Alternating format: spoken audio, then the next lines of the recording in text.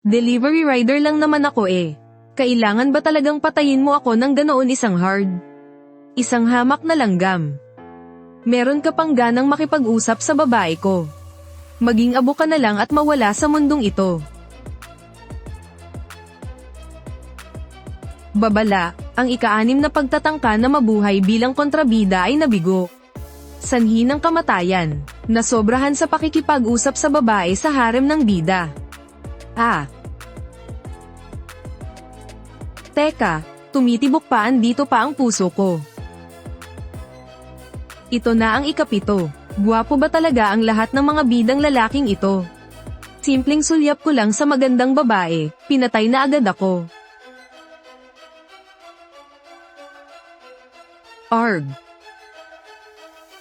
Okay na sana noong nabangga ako habang nagde-deliver eh. Pero bakit sa tuwina ay napupunta ako sa katawan ng kontrabida sa mga nobela?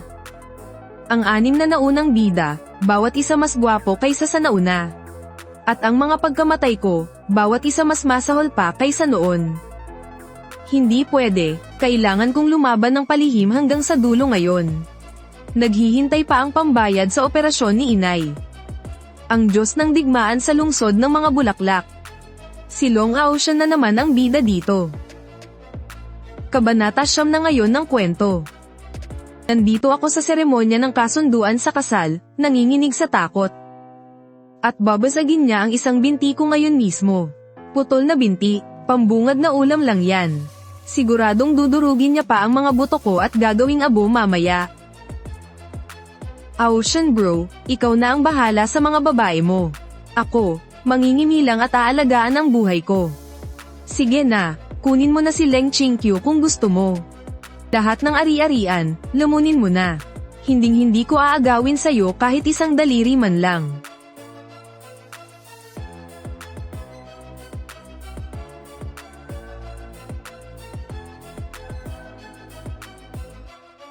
Grabe. Hindi talaga mapasusubaling siya ang numerong unang babae sa buong libro. Ang ganda ng mukha, ang ganda ng katawan. Walang talo, perpekto. Kaso nga lang, exclusive property ni Long Ocean. Kahit hawakan mo lang ang harem niya, mamamatay ka na. Noong isang beses, dahil lang sa 3 salitang sinabi ko sa babae niya. Giniling na karne na lang siya sa dami ng tama. Isang madugong aral yan, TSK. Lu Chengwen, hinding-hindi ako magpapakasal sa'yo. Kalimutan mo na ang kahibangang yan. Pumapayag ako. Buti naman, una na sa lahat, nakaligtas ako. Sa wakas, hindi na ako kailangang eye massage ng buwisit na bida na yan. Pumayag na siya. Sa loob ng 3 taon, parang linte siyang nakadikit sa akin. Minura ko na siya, sinaktan ko na siya. Inahiya ko pa siya sa harap ng maraming tao. Pero makapal pa rin ang mukha niya, ayaw akong tantanan. Pero ngayon, ang bilis niyang sumuko. Ate, maawa ka naman sa akin, tantanan mo na ako. Ang magpakasal sa'yo, gusto ko pang mabuhay ng matagal, no? Isa ka lang namang bida na walang utak. Masyadong nauto ng bida na yun kaya wala nang natirang bait sa isip mo. Tadhana mo lang ang maging alipin sa harem niya. Nakakaawa lang ang pamilya Leng, ang bilyon-bilyong kayamanang pinaghirapan nila. Sa huli, magiging pampaganda lang lahat yun sa bida na yan. Haze, kawawang pamilya, naging biktima lang. Naririnig ko ang nasa isip niya. Bida na walang utak, harem, bida na yun. Di ba yun lang yung security guard na kinuha ko 3 araw ang nakalipas? Lu Chengwen. Ikaw. Bakit, Qingqiu? Ang putla mo. Masama ba ang pakiramdam mo? Lu Chengwen. Ikaw. Bakit, Qingqiu? Ang putla mo. Masama ba ang pakiramdam mo? Ano bang problema ng babaeng to? Suko na nga ako sa engagement, di ba? Galit pa rin siya. Oo nga pala. Ang mga bida nga pala, may sira sa ulo. Kailangan ko na siyang paalisin agad. Para wala ng gulo. Tara. Sabihin na natin sa mga matatanda para malinaw na. Huwag kang mag-alala. Ako si Lu Chengwen, lalaki ako sa salita ko. Hindi na kita guguluhin kailanman. Mula ngayon, kanya-kanya na tayo ng mundo. Ayun, tapos na rin sa wakas. Tapos na ang 3 taon kong pagiging sunod sa Niren. Basta mapawalang bisa lang ang engagement na to. Sa gwapo kong to. Kahit sinong magandang babae, kaya kong makuha. Kung gusto niyang magkaroon ng sariling harem, edi gawin niya. Ayoko nang madamay sa mga gulo nila. Kailangan ko nang lumayo agad. Mas mahalaga ang buhay ko. Bakit? Lu Chengwen, ano bang nasa isip mo kanina? Wala naman. Iniisip ko lang, kung paano ko ipapaliwanag to kina tito at tita. Patay na. Hindi niya naman siguro nababasa ang nasa isip ko, di ba? Hay, hindi. Imposible yun. Ang mga bida sa kwento, laging inosente at tanga. Siguro nag-overthink lang ako. Sumpa ko sa ilaw. Hinding-hindi na ako gagawa ng kung ano-anong gulo. Kapag napawalang bisa na ang engagement natin, kahit makita mo ako, mahihirapan ka na. Masaya ka na niyan, di ba? Masaya. Anong masaya? Ang ulo mo. 3 taon na akong matiyag ang naghabol, tapos bigla na lang nagbago. Ngayon, iniiwasan mo na ako na parang pusa. Nako, bakit kayong dalawa ay nakatayo pa rin dyan sa pintuan? Tara, pasok na kayo. Hoy, bata ka, inasar mo na naman ba si Chinkyu? Tito, tita, pa, ma, huwag po kayong magkakamali ng intindi. Napag-usapan na po namin ni Chinkyu. Hindi na po kami itutuloy ang engagement. Ano ba yung pinagsasabi mo? Gusto mo bang kurutin ko yung binti mo? Nagdadrama lang ang bata, huwag nyo nang pansinin. Pa, hindi po ako nagdadrama. Si Chinkyu ay matapang at independent. Matalino at malakas ang loob. Siya ang pinakamabuting babaeng nakilala ko sa buong buhay ko. Kahit na mas mahal ko siya kaysa sa sarili ko. Ang tunay na pagmamahal ay ang pagpapaubaya. Ang pagpakawala sa kanya. Hindi ko pwedeng unahin ang sarili kong kapakanan at sirain ang kaligayahan ni Chinkyu. Kaya, kusa ko nang kakanselahin ang aming kasunduan sa kasal.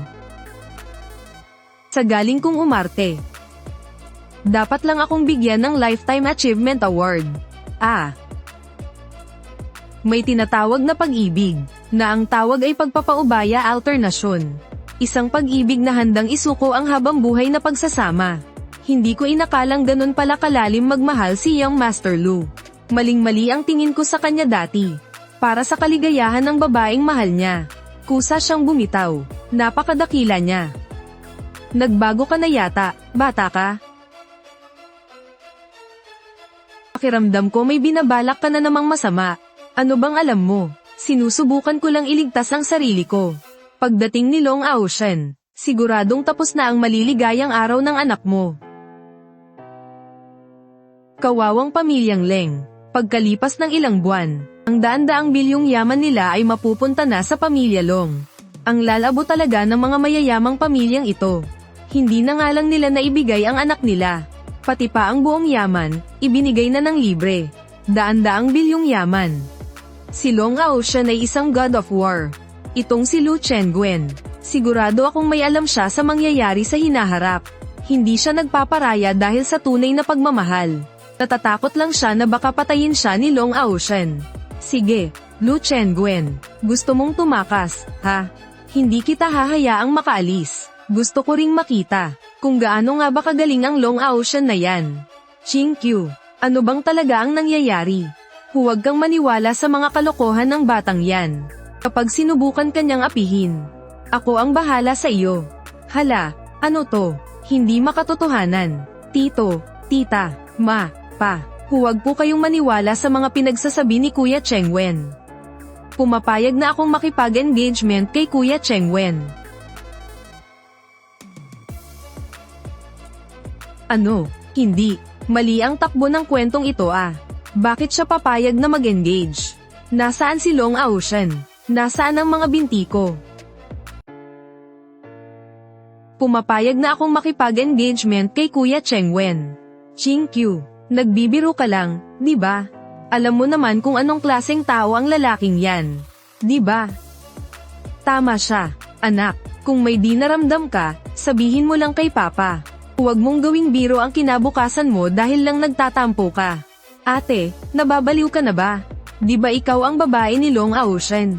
Dapat umiikot ang mundo mo sa kanya.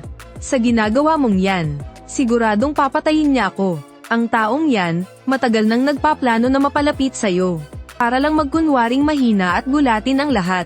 Pwede bang sumunod ka na lang sa plano? Akala mo ba makakaalis ka lang basta-basta? Nang hindi nagpapalam sa akin. 3 taon mo akong binaliwala at pandidirian. Tapos ngayon gusto mo na lang lumayas ng ganoon-ganoon lang.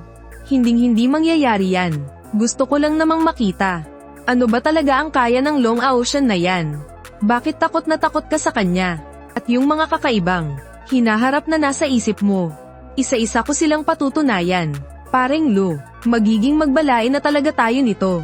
Sa ika-10 ng susunod na buwan. Bongga dapat ang pagdaraos ng engagement party natin. Tama ka dyan. Itinakda na ang kasal sa Tagsibol ng susunod na taon. Iimbitahin natin ang lahat ng mga maimpluwensya at kilalang tao sa buong Zucheng. Chingqiu. Nawala ka ba sa sarili mo ngayong araw? Sa tingin ko naman, ang taong wala sa sarili ay ikaw. Sige, ako na ang wala sa sarili. Pero hinding-hindi pwedeng matuloy ang kasunduang ito. Tara na, pumunta na tayo ngayon din. At ipaliwanag natin sa mga nakatatanda. Maaari pa nating itama ang lahat. Nagmamakaawa ako, ate. Ituring mo na lang na nagmamakaawa ako sa iyo. Pakawalan mo na ako, parang awa mo na. 3 taon na. 3 buong taon. Muntik na akong mabaliw sa paghabol ng gwapong lalaking ito. Ngayon, sa wakas, siya naman ang nagmamakaawa sa akin. Ang sarap sa pakiramdam. Sobrang saya talaga.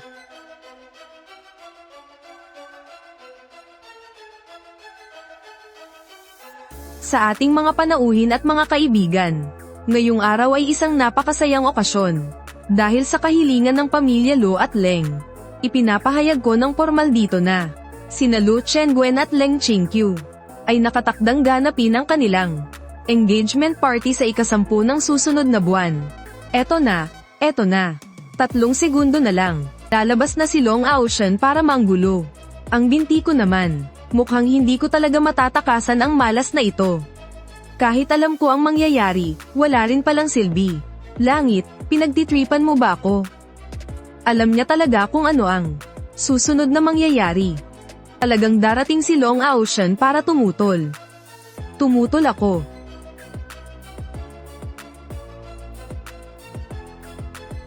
Tapusin na natin ang palabas na ito.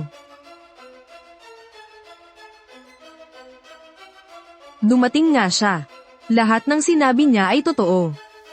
Nasaan ang mga security guard? Lugar mo ba talaga to? May tao dyan. Palabasin niyo siya. Qingqiu, huwag kang mag-alala. Hanggat nandito ako, hinding-hindi ko hahayaan ang kahit sino na pilitin ka. Ang tadhana mo, dapat ikaw lang ang may hawak. May topak ba ang taong to? Long Ocean, bodyguard lang kita. Hindi mo trabahong makialam sa mga personal na bagay sa pamilya ko. Naintindihan ko na. Siguradong tinatakot si Qingqiu ng pamilya Lo. Natatakot lang siyang madamay ako. Kaya niya ako pinapalamigan. Nakakaantig naman. Ang babae ko talaga, napakaintindihin. Heto na. Lalabas na ang mga klasikong linyahan ng isang God of War. Magmamagaling na naman to sa pagbatikos sa mga arranged marriage ng mayayaman. Pagkatapos ay magpapakitang gilas at mananakit ng damdamin. At sa huli, mapapasakamay na naman niya ang puso ng bida. Gasgas na script. Sige, umpisahan mo na ang drama mo. Gusto kong makita kung anong bagong pakulo ang maipapakita mo ngayon. Ang 4 na dakilang pamilya ng Zucheng. Hindi na nga marunong magnegosyo ng tama. Pati pa naman kaligayahan ng isang babae, isasakripisyo nyo. Para lang sa sarili ninyong kapakanan. Wala na ba kayong hiya? Talaga bang pinahalagahan nyo ang kaligayahan ni Qingqiu? Tito Leng, Tita Leng. Anak nyo si Qingqiu. Kadugo niyo siya. Paano niyo nagagawang itulak siya sa bingit ng kamatayan? Anong klaseng tao ba si Lu Chengwen? Hindi ba alam ng buong Zucheng? Hindi ba kayo naaawa sa kanya? Galing. Tama ang lahat ng sinabi mo. Qingqiu, ikaw na. Sige na, umiyak ka. Ipakita mo yung sobrang madamdamin na pag-iyak. Yakapin mo siya ng mahigpit. Tapos sumama ka na sa kanya, please lang.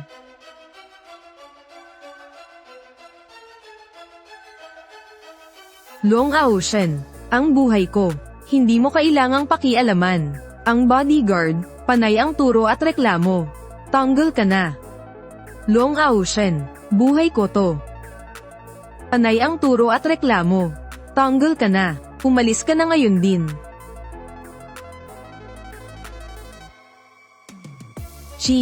Qingqiu. Ikaw, anong sabi mo? Tama na, wag na kayong sumigaw. Kapag pinagpatuloy nyo ang pagmumura sa kanya, baka magsimula na siyang manakit. Pag nagkataon, ako ang unang mapapahamak. Kalma lang kayo, guys. Hoy, bata. Sa espesyal na araw ni Young Master Lu, may gana ka pang manggulo. Saan mo nakuha ang kapal ng mukha mo? Ito na, ang simula ng kasikatan ko. Pagkatapos kong bugbugin ang gwapong to, at baliin ang binti ni Lu Chengwen, siguradong mai-inlove na sa akin si Qingqiu. Karangalan, magandang babae, kayamanan, lahat yan, mapapasakin. Dahil naghahanap ka ng sakit ng katawan. Ipapakita ko sa'yo, kung ano ang ibig sabihin ng pagbabalik ng isang war god.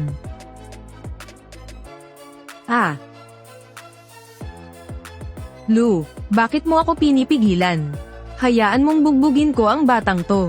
Bro, kumalma ka, kalma lang. Hindi worth it. Pagbigyan mo na ako, wag mo nang ituloy. Haha. Chengwen, tumayo ka na riyan. Sumpa. Pati ba naman to, ikagagalit niya sa akin. Tol, wag ka namang magpapakamatay ng ganyan. Isang tira lang sa'yo, tamba ka na agad. Ngayon, turn ko naman. Lu Xiao, tinuring mo talaga akong parang kapatid. Zhao Gang, habang buhay kitang susundan. Ngayong araw, walang sino man ang pwedeng humawak sa'yo. Kung magkapatid tayo, manahimik ka at makinig.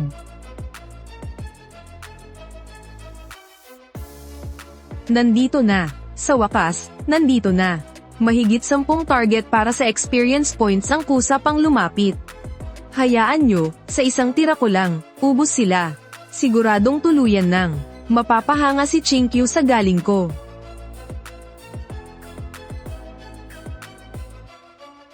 Huminto kayong lahat, walang gagalaw. Lu Xiao.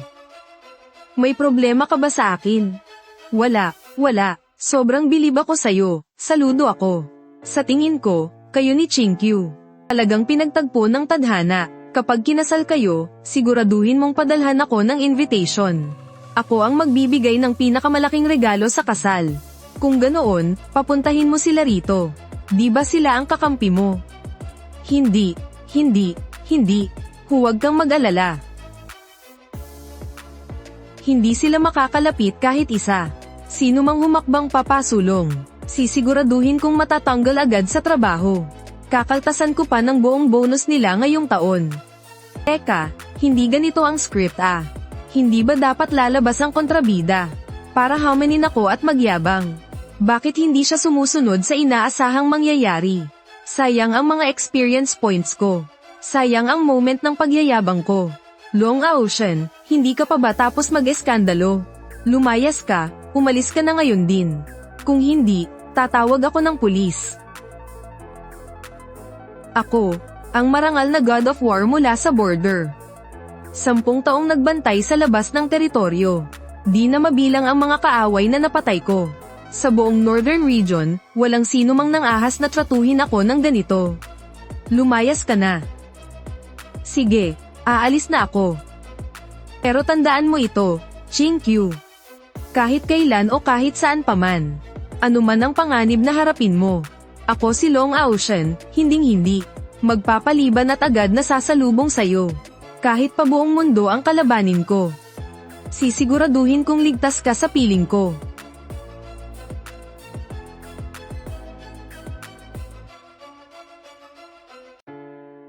Hindi ko talaga kasalanan to. Hindi ko rin magets kung ano ang nangyari.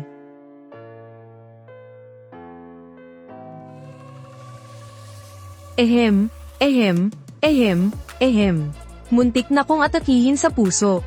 Muntik na kong naging massage parlor. Buti na lang mabilis ang reflexes ko. Hay, ang sarap talagang mabuhay. Tama talaga ang 3 batas para mabuhay ang mga kontrabida. Huwag magyayabang sa bida. Huwag pakikialaman ng babae ng bida. Huwag gumawa ng masama. Nagawa ko lahat yan ngayong araw. Boss. Congrats sa host, natapos mo na ang panimulang test para mabuhay. Isang bituin lang ang hirap nito. Handa na ang reward mo para sa first stage, boss. Anong reward yan? Cash ba yan o immunity card?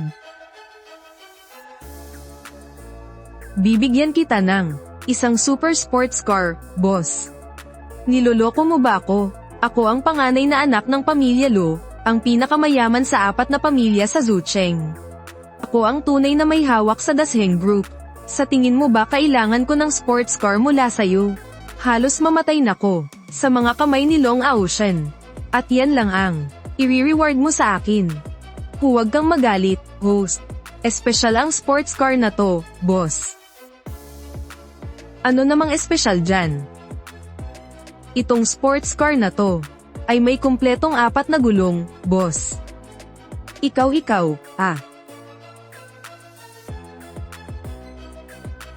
Tanungin kita, ano ba talaga ang nangyayari kay Leng Qingqiu? Ayon sa plot, dapat ay kasama na siya ni Long Aoshen ngayon. Ano na namang kalokohan to? Tungkol naman sa sitwasyon ni Qingqiu. Hindi pa namin alam sa ngayon, dear. Kung gusto mong malaman ng detalyado, kailangan mo siyang lapitan at kausapin, host. Kakausapin ko mukha niya, si Long Aoshen. Kanina, yung tingin pa lang niya. Parang gusto na akong lunukin ng buo.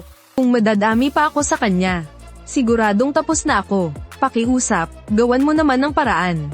Pagtagpuin mo na silang dalawa agad.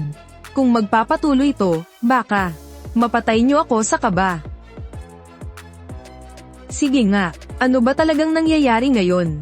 Anong kalokohan na naman ang binabalak mo?